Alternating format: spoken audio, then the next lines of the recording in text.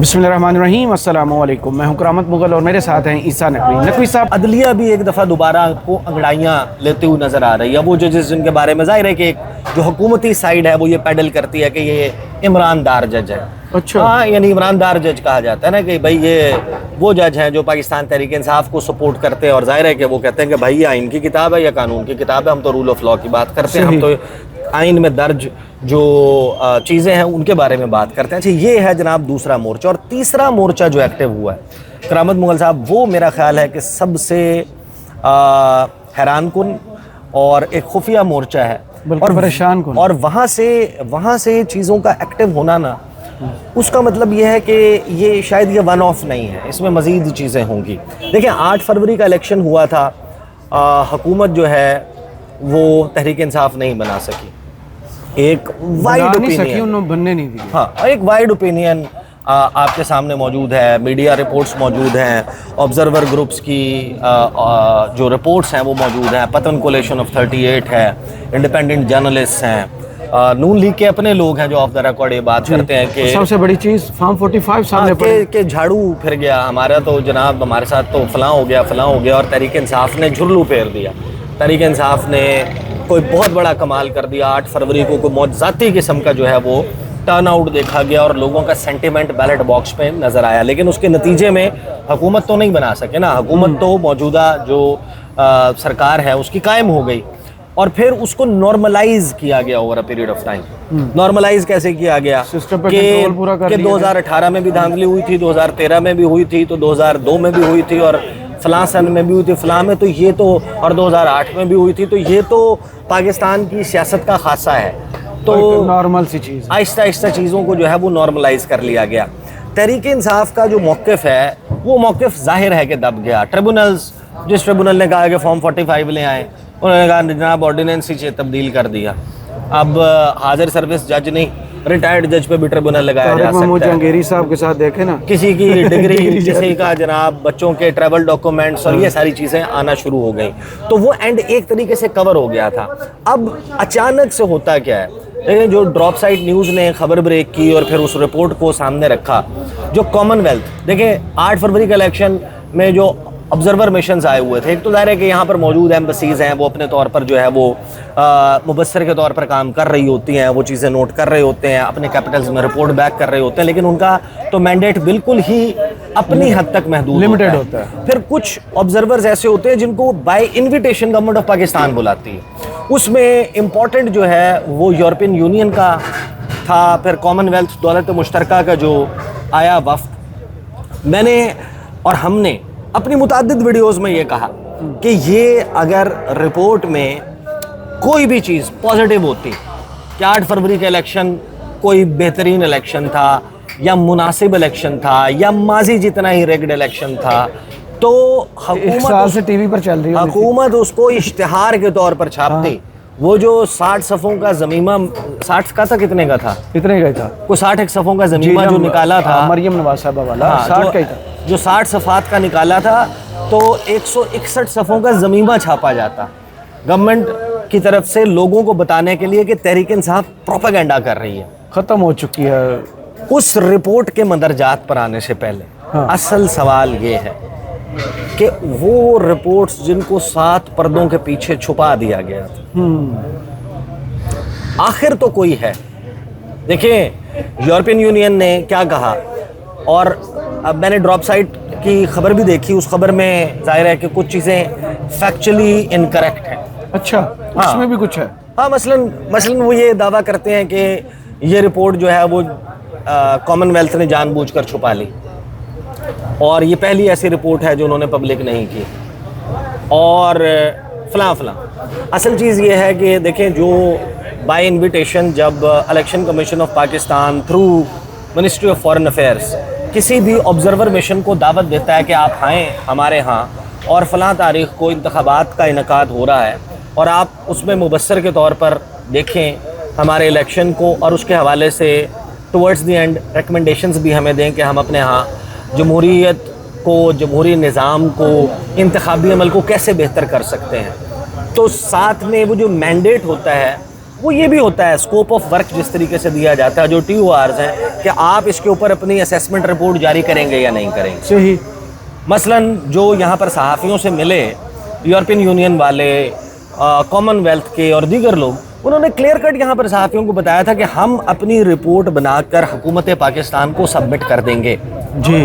اور یہ حکومت پاکستان کا پریروگیٹو ہے کہ وہ اس رپورٹ کو کب پبلش کرتے ہیں نہیں کرتے ہیں, اس کے اوپر کتنا عمل درآمد کرتے ہیں نہیں دودھ کے کرتے. اوپر بلے کو رکھوالی کے لیے بتا دی. تو وہ basically that report was never meant to be published اور پبلسائزڈ امیڈیٹلی.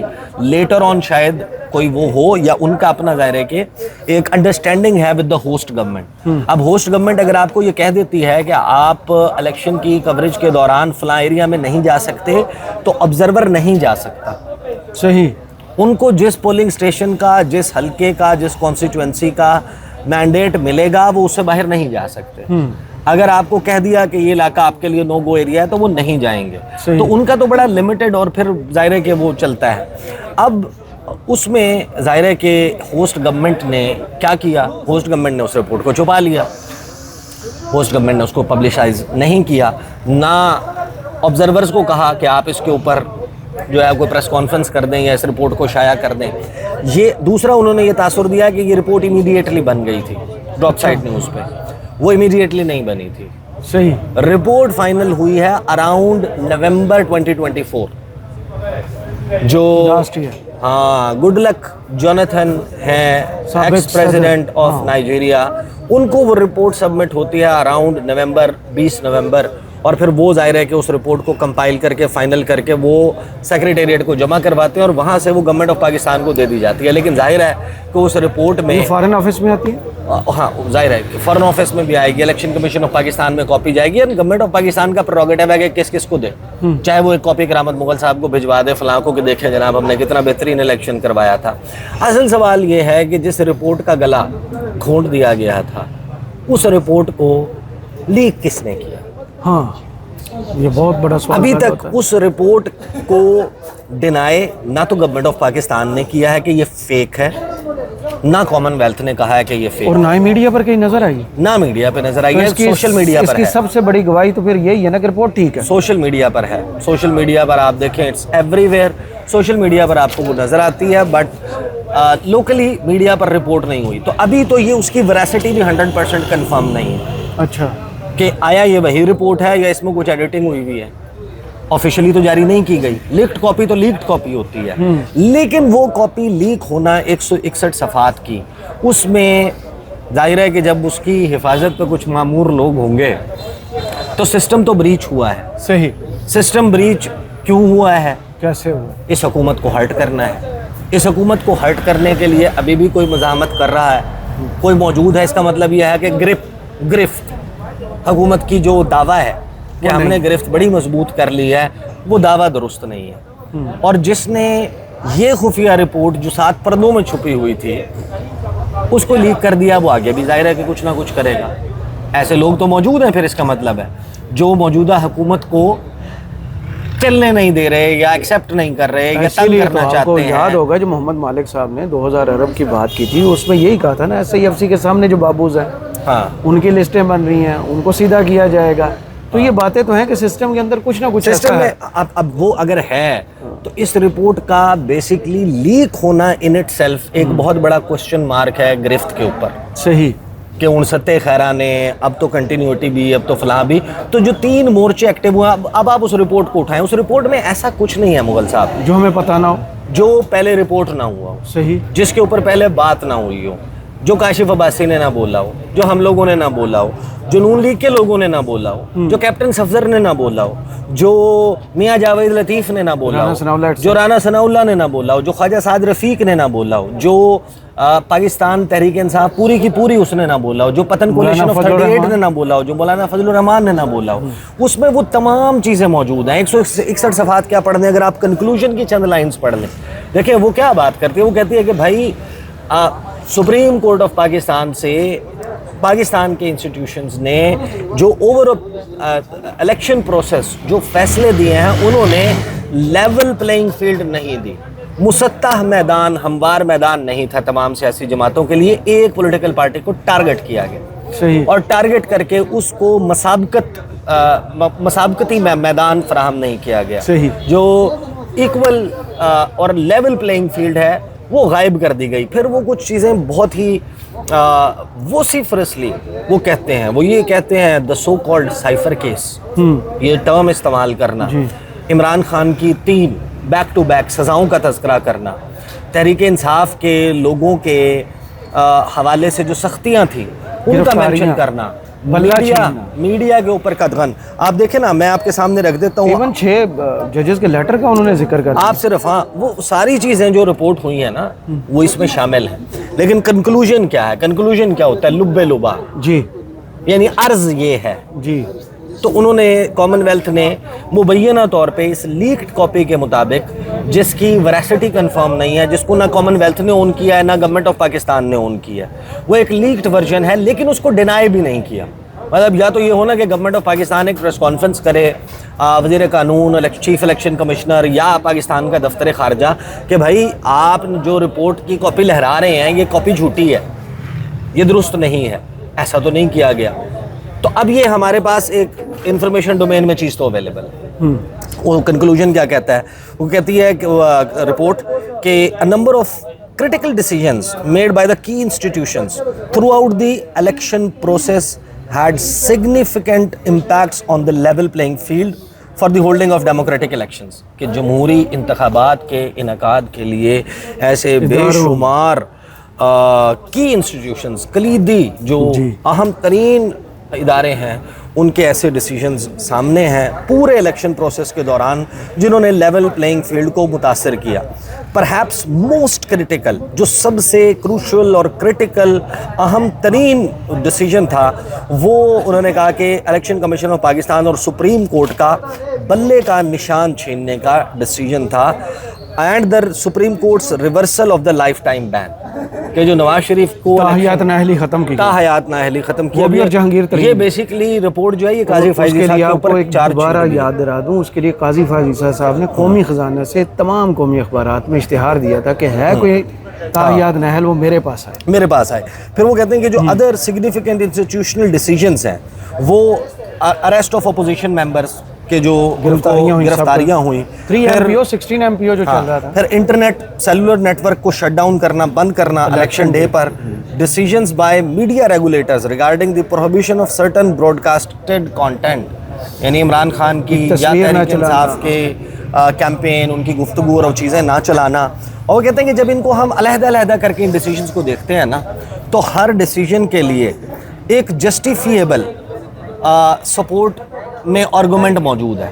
यानी आप पूछें इलेक्शन कमीशन ऑफ पाकिस्तान से बल्ले का निशान क्यों नहीं दिया, वो अपने तौर पर बता सकते हैं, जस्टिफाई कर सकते हैं। सिर्फ यही कहते हैं ना, इंटर पार्टी इलेक्शन नहीं करवाया। सुप्रीम कोर्ट जस्टिफाई कर सकती है, अरेस्ट जस्टिफाई हो जाते हैं, कंटेंट का एयर ना होना भी जस्टिफाई, उसके लिए भी कोई ना कोई जस्टिफिकेशन मौजूद है। लेकिन वो ये कहते हैं कि येट व्हेन व्यूड टुगेदर, जब इन तमाम चीज़ों को हम मिला के देखते हैं फिर क्या होता है, दे present a picture of N electoral environment, कि वो एक ऐसे इंतखाबी माहौल की जानिब इशारा करते हैं in which decisions by key institutions consistently limited the ability of one political party to contest, कि एक ही सियासी जमात थी जिसको टारगेट किया गया इन इंतखाबात में। Ultimately these decisions impinged on the credibility, transparency and inclusiveness of the electoral process. तो इसमें ऐसी क्या फिर देखें, इसमें ऐसी कोई चीज़ नहीं है जो पहले रिपोर्ट ना हुई हो। The only thing is the stamp by Commonwealth on the transparency of elections, that's number 1। But हमारे लिए इससे बड़ी स्टोरी ये है कि ये रिपोर्ट लीक, ये एक वो मोर्चा है, किसने की, ये वो तीसरा खुफिया मोर्चा है जो चाहे साइफर की कॉपी किसी को लीक करता है ओरिजिनल, जिसके ऑब्वियसली कंफर्मेशन अगेन नहीं है कि ये ओरिजिनल है या नहीं है। किसी ने आके कहा तो नहीं, मतलब नहीं, वो जब डोनाल्ड लू ने तो नहीं आके कहा, कोर्ट में बरीयत का केस चल रहा था तो वो सरकारी वकील साहब ने क्या कहा था, मैं डिस्कस नहीं करना चाहता, जो पोर्शन या जो हिस्से मैंने देखे हैं मैं अब डिस्कस नहीं ना डोनाल्ड लू ने कहा हो गया था, کہ یہ درست ہے، نہ اسد مجید نے کہا یہ درست ہے، نہ دفتر خارجہ نے کہا یہ درست ہے، نہ کسی کورٹ نے کہا یہ درست ہے، لیکن وہ لیک ہو گیا. لیکن عوام کہہ رہی ہے کہ یہ درست ہے. اب جو یہ تیسرا مورچہ، اب یہ تینوں جب آپ اکٹھے دیکھتے ہیں تو وہ ستہ خیرہ والی بات نہیں ہے. پولیٹیکل محاذ، عدلیہ کا محاذ اور یہ خفیہ محاذ، یہ تین محاذ تو ایکٹیو ہیں. اگرچہ کوئی امیڈیٹ بڑا تھریٹ گورنمنٹ کے لیے نہیں کر رہے، لیکن جسے کہتے ہیں نا کہ سکون دی نیندر بھی نہیں. ہاں، کہ آپ صرف سامنے دیکھ کے مت چلیں، آپ کو بار بار مڑ کے پیچھے دیکھنا ہے، پلٹ. یعنی یہ وہ شاہ رخ خان ہے جو بار بار کہہ رہا ہے اس کو، کاجل کو، کہ پلٹ کے دیکھ.